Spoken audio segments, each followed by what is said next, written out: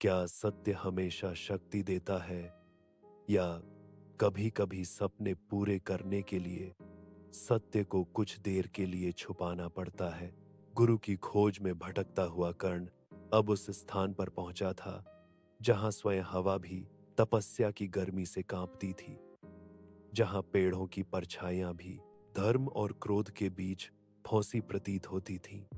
वह स्थान था महर्षि परशुराम का दरबार। परशुराम, वह गुरु जिनके नाम से देवता भी भय से अपने अस्त्र संभाल लेते थे। अद्भुत शक्ति, अग्नि समान तप और शिष्य के लिए वंश नहीं, सिर्फ योग्यता देखने वाले। कर्ण ने दूर से प्रणाम किया। परशुराम ने आंखें खोली। उनकी दृष्टि में तेज था, गंभीरता थी और सत्य को परखने की दिव्य शक्ति। उन्होंने पूछा, तुम कौन हो, किस कुल से हो? कर्ण का हृदय एक पल के लिए रुक गया। सत्य उसके होंठों तक आया, पर उसी क्षण उसके सपनों की पीड़ा उसके भीतर चीत्कार कर उठी। यदि मैंने सच बताया तो कोई गुरु मुझे कभी स्वीकार नहीं करेगा। उसने धीमे पर दृढ़ स्वर में कहा, मैं एक ब्राह्मण हूं, गुरुदेव और विद्या का अभिलाषी हूं। यह उसके जीवन का सबसे बड़ा झूठ था, पर यही झूठ उसकी महानता का पहला द्वार भी बना।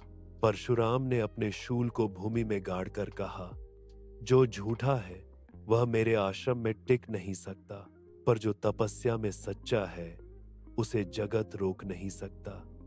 आज से तुम मेरे शिष्य हो। कर्ण की आंखों में आंसू आ गए।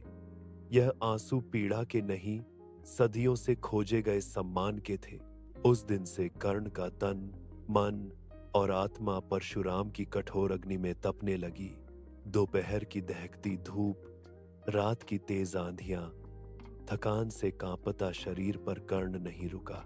परशुराम के आदेश, उनकी तपस्या, उनके कठोर अभ्यास कर्ण को धीरे धीरे एक सामान्य बालक से इतिहास का सर्वश्रेष्ठ धनुर्धर बना रहे थे।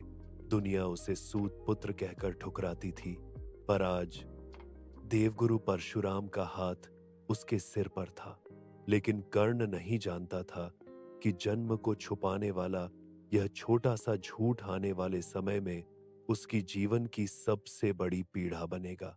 पर आज उसने एक युद्ध जीत लिया था।